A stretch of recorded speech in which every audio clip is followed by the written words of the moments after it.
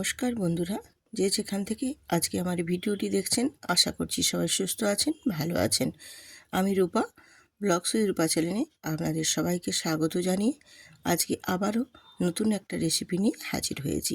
তো আজকের রেসিপি মসুর ডালের সাথে একটি ডিম দিয়ে যে এত সুন্দর একটা রেসিপি বানানো যায় সেটাই আজকে আপনাদের সাথে শেয়ার করব। কিছু না, ঘরে থাকা সামান্য উপকরণ দিয়েই বানিয়ে নিতে পারবেন এই সুস্বাদু ভীষণ টেস্টফুল একটা রেসিপি, যেটা কিনা মসুর ডাল দিয়ে বানানো এবং খুবই স্বাস্থ্যকর একটা রেসিপি। তো চলো রেসিপিটা দেখে নেওয়া যাক। রেসিপিটা বানানোর জন্য আমি এখানে 1 কাপ মসুরির ডাল খুব ভালো করে ধুয়ে 1 ঘন্টা ভিজিয়ে নিয়েছিলাম। আর মসুর ডালটা বেশ সুন্দরভাবে ভিজেও গেছে। এরপর আমি এটাকে একটা মিক্সিং জারের মধ্যে নিয়ে নিলাম। এরপর এখানে দিয়ে দিলাম কয়েক টুকরো আদা, আর দিলাম স্বাদ মতো একটু নুন, আর হাফ চামচ জিরে দিয়ে খুব ভালো করে এটা একটা পেস্ট বানিয়ে নেব। আর পেস্টটা আমার বানানো হয়ে গেছে।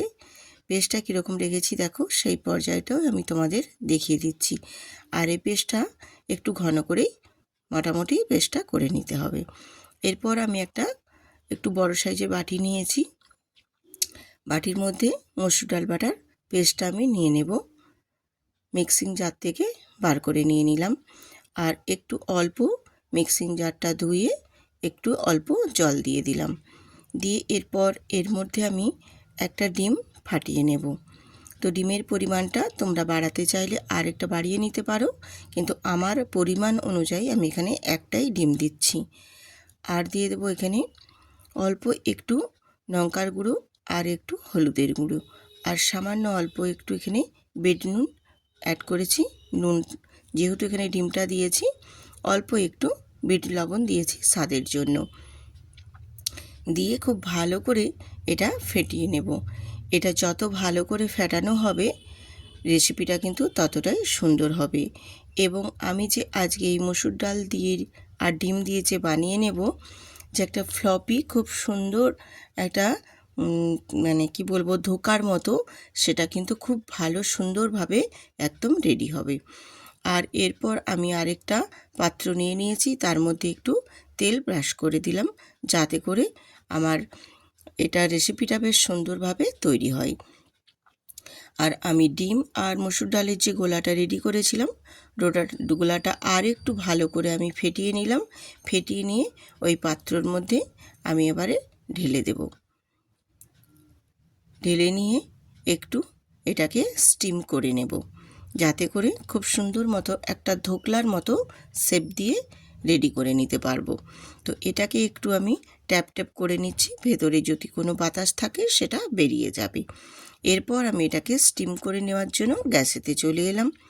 আর গ্যাসের মধ্যে আমি জল বসিয়ে দিয়েছি, তার উপরে একটা ঝাঁঝরি দিয়ে দিয়েছি। আর ঝাঁঝরির উপরে এখানে আমি দিয়ে দিলাম ডিম আর মসুর ডালের গোলাটা দিয়ে একটু ভালো করে শেপ দিয়ে বসিয়ে দেব। দিয়ে ওপর থেকে একটা ঢাকনা দিয়ে 5 থেকে 7 মিনিট স্টিম করে নেব। খুব বেশিক্ষণ কিন্তু স্টিম করতে লাগে না। তো আমি দেখো 7 মিনিট পর ফিরে এসে তোমাদের দেখিয়ে দিলাম স্টিমটা কত সুন্দর হয়েছে। আর হাতেও কিন্তু একটুও জড়িয়ে যাচ্ছে না, বেশ সুন্দর করে কিন্তু স্টিম হয়ে গেছে। এবারে আমি এটাকে একটু ঠান্ডা করে তারপর নাবিয়ে নিচ্ছি। নাবিয়ে নিয়ে চারপাশ থেকে একটা আমি ছুরি দিয়ে সাইড থেকে এইভাবে কেটে নেব, তাহলে খুব সুন্দর করে একদম বেরিয়ে চলে আসবে। আমি চারপাশটা বেশ সুন্দর করে একটু ছাড়িয়ে নিয়ে তারপর ছুরি দিয়ে লম্বা লম্বা করে কেটে নেব। তো তোমরা যদি চৌকো চৌকো শেপ দিতে পারো, ছোট ছোট কিউব আকারে, সেটাও করতে পারো, কিন্তু আমি একটু বড় বড় সাইজের পিসগুলো রেখেছি, তাই আমি একটু বড় বড় লম্বা লম্বা করে সাইজ করে কেটে নিয়েছি। আর কতটাই সুন্দর হয়ে স্টিমটা হয়েছে সেটাও তোমাদের দেখিয়ে দিচ্ছি। দেখো, দেখতে কিন্তু বেশ ভারী সুন্দর হয়েছে। এরকমভাবে আমি প্রত্যেকটাই আমি স্টিমটা ছাড়িয়ে নেব বেশ সুন্দর করে। এরপর আমি আবারও গ্যাসেতে চলে এলাম। একটা ফ্রাই প্যান বসিয়ে দিয়ে গ্যাসটা অন করে দিয়েছি। আর অল্প 1 চামচ এখানে আমি 1 টেবিল চামচ দিয়েছি সর্ষের তেল। দিয়ে আমি যে ধোগলাটা মসুর ডাল আর ডিমের যে ধোগলাটা রেডি করেছি সেটা এখানে হালকা একটু ভেজে নেব, খুব বেশি কিন্তু ভাজবো না। একটু হালকা করে দুটো সাইড জাস্ট একটু কালার আসবে, সেই পর্যায়ে কিন্তু একটু উল্টে পাল্টে ভেজে তারপর নামিয়ে নেব। এই অল্প তেলের মধ্যেই কিন্তু ভেজে নিতে হবে, খুব বেশি তেল দেওয়ার দরকার নেই। আর এটা অল্প তেলের মধ্যেই কিন্তু বেশ ভালো মতোই ভাজা হয়ে যায়। আজকের এই ডিম আর মসুর ডাল দিয়ে যে রেসিপিটা আপনাদের বানিয়ে দেখাবো, সত্যি অসাধারণ, খেতে ভীষণ সুন্দর। যেদিন বাড়িতে কিছু সবজি থাকবে না, সেই দিনকেও তোমরা বানিয়ে নিতে পারবে। একটা ডিম থাকলেই আর মসুর ডাল থাকলেই বাড়িতে বানিয়ে নিতে পারবে এত সুন্দর একটা রেসিপি। সামান্য কিছু বাড়িতে থাকা ঘরে থাকা উপকরণ দিয়েই বানিয়ে নিতে পারবে, এখানে এক্সট্রা কোনো কিছুই লাগবে না। ভীষণ সুন্দর লাগে গরম ভাতের সাথে খেতে। আবারও আমি 1 চামচ তেল দিয়ে এখানে হাফ চামচ জিরে ফোড়ন আর তেজপাতা দিয়ে জিরেটা ভাজা হয়ে গেলে দিয়ে দেব একটা বড় সাইজের আলু, আমি লম্বা লম্বা করে কেটে রেখেছিলাম, সে আলুটাই এখানে ভেজে নেব। তো আলুটাও আমি কিন্তু খুব বেশি লালচে করব না, একটু হালকা লালচে করে ভেজে নেওয়ার পর ওর মধ্যে দিয়ে দেব পেঁয়াজের কুচো। আমি কিন্তু আলাদা করে আর আলু ভেজে তুলে নিয়ে তারপর মশলা কষিয়ে ওই রকমভাবে করব না, আমি একেবারেই সমস্তটা একসাথেই করে নিচ্ছি, যাতে করে সময়টাও কম লাগবে আর খুব তাড়াতাড়ি রেডি হয়ে যাবে। পেঁয়াজটা আর আলুটা একটু ভালো করে ভেজে নিয়ে ওর মধ্যে দিয়ে দেব স্বাদ মতো নুন। নুনটা আমি একেবারেই স্বাদ মতো এখানে দিয়ে দিয়েছি। আর দিয়ে দিলাম এখানে হলুদের গুঁড়ো আর কাশ্মীরি লঙ্কার গুঁড়ো, জিরে গুঁড়ো, ধনে গুঁড়ো। গুঁড়ো মশলাগুলো দিয়ে আলু আর পেঁয়াজের সাথে আবারও নাড়াচাড়া করে একটু ভাজা ভাজা করে কষিয়ে নেব, তাহলে পেঁয়াজটাও বেশ সুন্দর করে ভাজা হয়ে যাবে আর আলুটাও ভাজা হবে, মশলাটাও কষানো হবে। এরকমভাবে নাড়াচাড়া করে করে একটু কষিয়ে নিতে হবে, তাহলে বেশ সুন্দর করে সমস্তটাই আমার কষানো হয়ে যাবে। এরপর এখানে আমি মশলাটা কষানো হয়ে গেলে আদা আর রসুন বাটার পেস্ট এখানে অ্যাড করে দিলাম। খুব বেশি দেওয়ার দরকার নেই, অল্প পরিমাণেই একটু 5-6টা রসুনের কোয়া আর এক টুকরো কি 2 টুকরো একটু আদা এখানে বেটে আমি পেস্টটা দিয়ে দিয়েছি। আর দিয়ে দিলাম এখানে টমেটো কুচি, দিয়ে অল্প সামান্য একটু মশলা ধোয়া জলটা দিয়ে মশলাটা সাথে বেশ আলু আর মশলার সাথে খুব সুন্দর করে কষিয়ে নেব। আর টমেটোও দিয়ে দিয়েছি, টমেটোটাও এইভাবে একটু কষিয়ে নেব। এরকমভাবে কষিয়ে নিলে মশলার কাঁচা গন্ধও চলে যাবে আর একেবারেই সমস্তটাই বেশ সুন্দর করে কষানো হয়ে যাবে।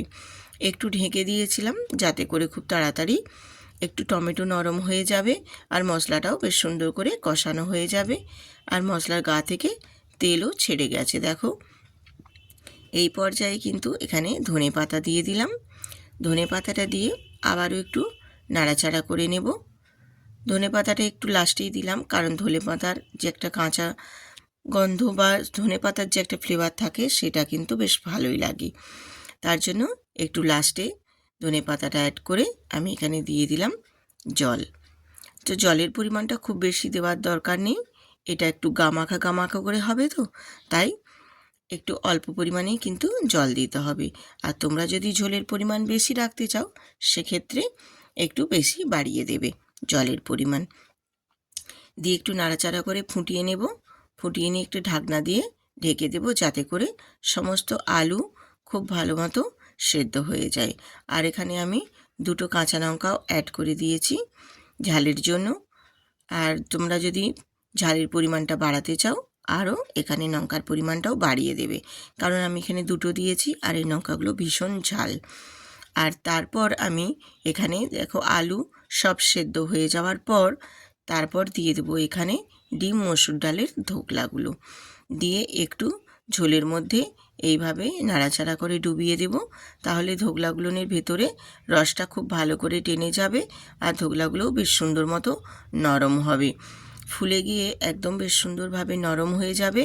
আর ধোকলাগুলোর ভেতরে যত এই গ্রেভিটা ঢুকবে ধোকলাগুলোর স্বাদটাও কিন্তু আরও সুন্দর হবে, খেতে ভীষণ সুন্দর লাগবে।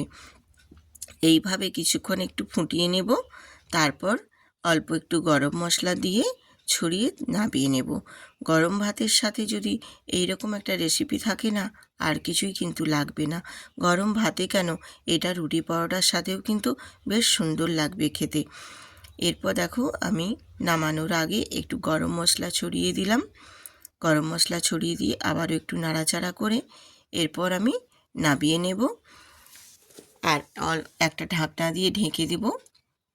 অল্প 2-3 সেকেন্ডের জন্য একটু ঢেকে দেব, যাতে করে বেশ একদম তরকারিটা খুব সুন্দর এক কালারও আসবে আর একদম সেট হয়ে যাবে। আর ফাইনালি আমি লুকটা তোমাদের দেখিয়ে দিচ্ছি কতটা সুন্দর হয়েছে।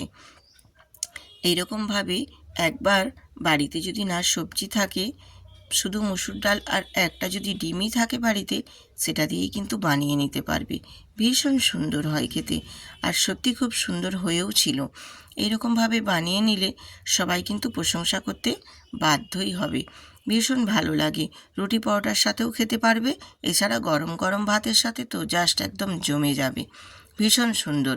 আমি তোমাদের দেখিয়েও দিলাম একটা কতটা সুন্দর হয়েছে। দেখো একদম ভেঙেও যাবে না, বেশ সুন্দর গোটা গোটা থাকবে। তো আজকের এই রেসিপিটা আমার কেমন হয়েছে কমেন্ট করে জানাতে কিন্তু একদম ভুলবেন না।